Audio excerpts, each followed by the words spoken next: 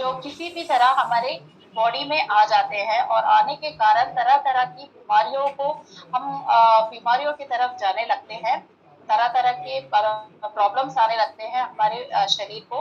तो ये मेटल्स हो सकता है, जैसे पानी में लेड रहता है, mercury रहता है, इस तरह भी आ सकता है। और ड्रग्स जो हम मेडिसन जो हेल्थ चैलेंजेस की वजह से मेडिसिन लेते हैं, जैसे डायबिटिक के लिए या हेडेक के लिए, कोई भी रहने दीजिए, एक्यूट या प्रॉब्लमेटिक जो भी होता है, मेडिसिन जो लेते हैं उसकी वजह से भी हमें टॉक्सिन्स अटैक कर सकते हैं। इंडस्ट्रियल केमिकल्स जो हम स्मेल करते हैं, जो हम एयर के द्वारा आता है वो, और पेस्टिसाइड्स जो हम खाना खाते हैं, जो अपने अन्न क्या बोलते हैं, ये जो खेती बाड़ी करते समय जो पेस्टिसाइड्स डालते हैं उसकी वजह से भी अपने शरीर में आ सकते हैं।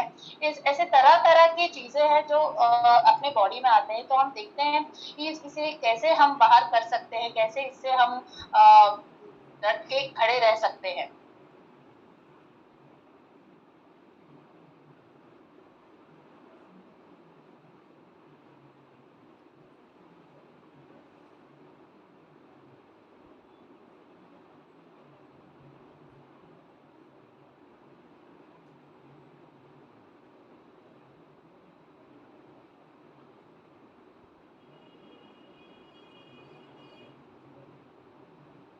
सुधा मैम प्लीज आप म्यूट है, शायद आपका वॉइस सुनाई नहीं दे रहा मैम, सॉरी।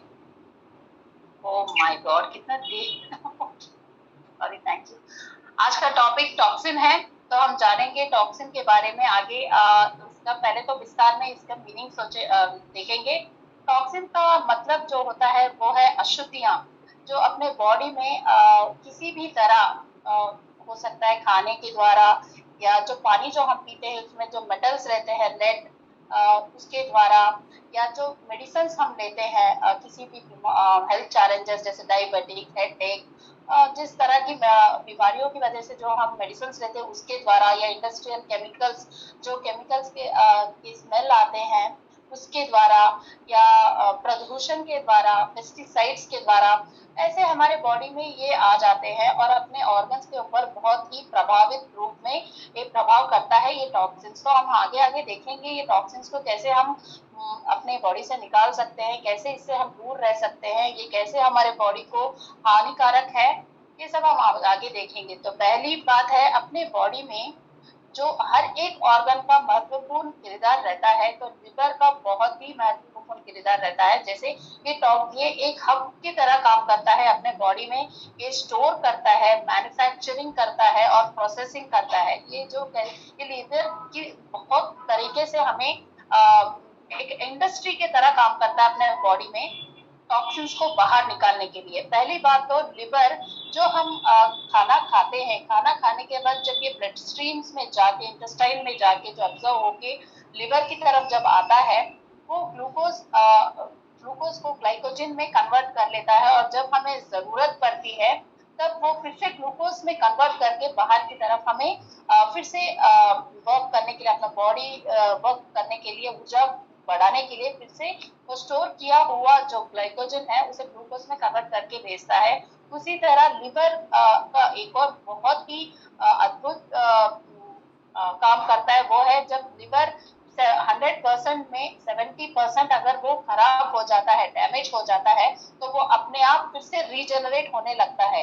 ये लिवर डाइजेशन के लिए और एक्सक्रीशन, जो हम खाते हैं, जो वेस्ट होता है वो बाहर की तरफ भेजने के लिए भी अच्छा काम करता है। ये ब्लड प्यूरिफाई करता है। और इसमें बीच में गॉल ब्लैडर जो रहता है, आपने बहुत सुना होगा गॉल ब्लैडर के बारे में। ये जो गॉल ब्लैडर रहता है, यहाँ पे फैट डाइजेशन करता है, ये फैट डाइजेस्ट करता है, फूड डाइजेस्ट करता है। ये गॉल ब्लैडर जो प्रोटीन को भी कन्वर्ट, अमीनो एसिड्स को प्रोटीन में कन्वर्ट करता है। जब ये गॉल ब्लैडर को हानि करता है, तो फिर भी ये लिवर, जो गॉल ब्लैडर का काम जो रहता है, फिर भी लिवर थोड़ा बहुत हेल्प करता है गॉल ब्लैडर निकाल देने के बाद भी। तो ये लिवर का काम इस तरह रहता है। लिवर, जब हम मेडिसिन लेते हैं, जैसे मैंने पहले स्लाइड में कहा था, जब हम किसी तरह का हेल्थ चैलेंजेस के लिए, बीमारियों के लिए जो मेडिसिन लेते हैं, वो मेडिसिन जब लिवर के पास आता है, तो ये इंटेस्टाइन के थ्रू ये क्या करता है, ब्लड स्ट्रीम के थ्रू जब ये अपने लिवर के पास आता है तो ये जो मेडिसिन रहता है उसका मेटाबोलाइज करता है, नहीं तो डीएक्टिवेट करता है। तो वो टैबलेट्स को भी, जो भी टैबलेट्स रहते हैं, ड्रग्स रहते हैं, उसे भी टॉक्सिन फ्री करके हमें जिस चीज के लिए हम ले रहे हैं वो उस तरह काम करने लगता है। तो ये है अपने लिवर का काम, जो वेयर हाउस के तरह काम करता है, और टॉक्सिन्स को भी बाहर की तरफ भेजता है। जो अच्छे टॉक्सिन्स भी रहते हैं उसे ऑब्जर्व करके जो अशुद्धियां, जैसे मैंने कहा है, उन्हें बाहर की तरफ भेजता है। तो लिवर का काम ये रहता है। ये लिवर के बारे में और विस्तार से किसी और टॉपिक में भी हम जानेंगे। तो आज का टॉपिक तो टॉक्सिन है, तो लिवर टॉक्सिन्स को भी बाहर की तरफ भेजता है यूरिन के थ्रू या अपने एक्सक्रीटिया, मतलब जो सॉलिड रहता है मल, उसके द्वारा टॉक्सिन्स को बाहर, और स्वेट के द्वारा भेजता है।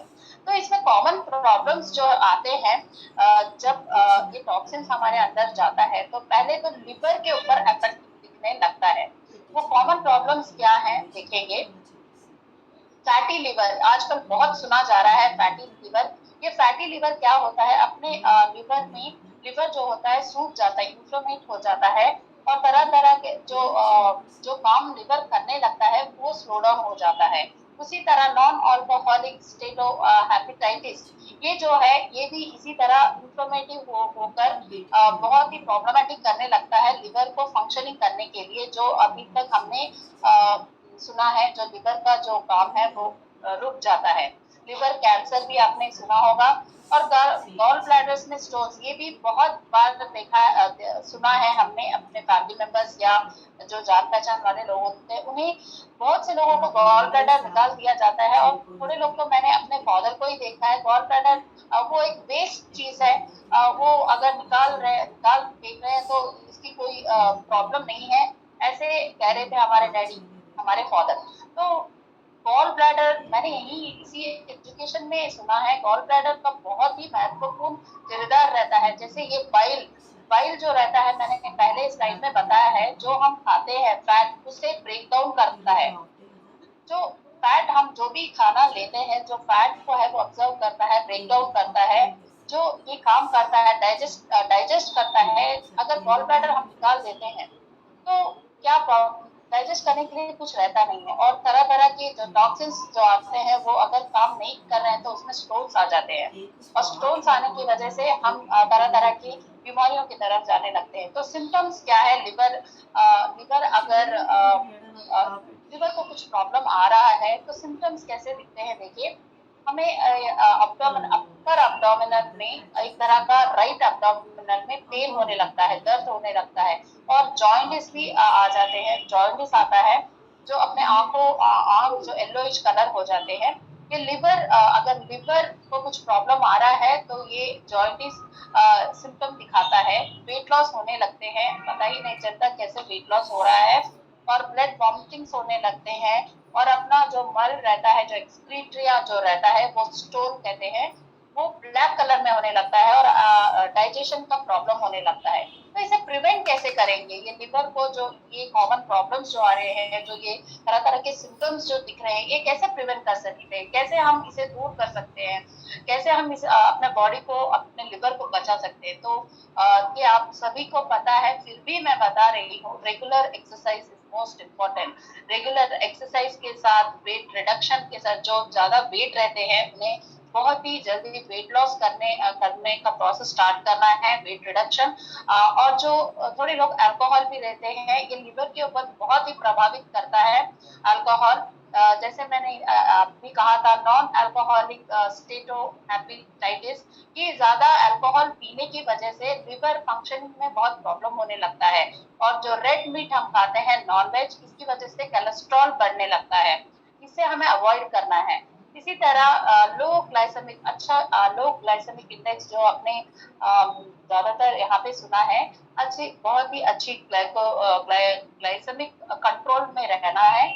और हेपेटाइटिस बी वैक्सीन आजकल आपने बहुत सुना होगा, ये जरूर लेना है, और जल्दी से जल्दी ये जो लिवर का प्रॉब्लम है डिटेक्शन भी करना है। इसी के साथ साथ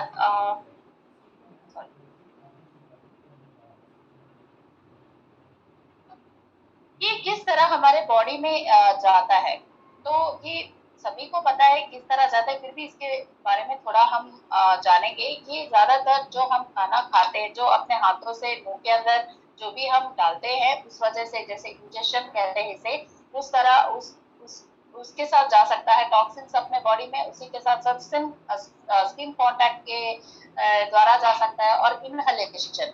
देखिए, इंजेक्शन मतलब जो तरह का हम जो भी खाते हैं, खाना या कुछ भी, जो अपने मुंह के पास हाथ जब जाता है, वो उसके द्वारा टॉक्सिन्स अंदर जा सकते हैं। और जब स्किन कांटेक्ट, जैसे हम परफ्यूम यूज करते हैं, परफ्यूम हो सकता है, नहीं तो क्रीम्स हो सकते हैं, इसकी वजह से भी हमें स्किन कांटेक्ट से भी टॉक्सिन्स अंदर की तरफ जा सकते हैं। और इनहेलेशन, जो हम कुछ तरह के स्मेल करते हैं, या हवा, जैसे पोल्यूशन, इस तरह से भी हमें टॉक्सिन्स हमारे अंदर जा सकते हैं। और इंजेक्शन, जब हम जो इंजेक्शन का सिरिंज रहता है, अगर वो हाइजीनिक, अगर वो अच्छी तरह से धुला हुआ नहीं है या नया नहीं है, उसके द्वारा भी हमारे अंदर टॉक्सिन्स जा सकते हैं। जब टॉक्सिन्स अंदर जाते हैं, तो जस्ट 1 मिनट के अंदर वो ब्लड स्ट्रीम में फैल जाता है। और बच्चों में 40 से 50% तक, अडल्ट में, और बच्चों में 60% तक चला जाता है। और 1 मिनट नहीं, 1 मिनट के अंदर ये टॉक्सिन्स हमारे पूरे बॉडी में फैल जाता है। देखे अभी देखेंगे स्किन के ऊपर कैसे इफेक्ट दिखाता है। ये अपने सेल्स के थ्रू जा सकता है, या सेल्स के बीचों बीच में से जा सकता है। अगर हमें कुछ मार लगता है या कट हो जाता है खाना पकाते समय, या कुछ काम करते समय जब कट होता है, उस वहां से और बहुत ही मिनट नहीं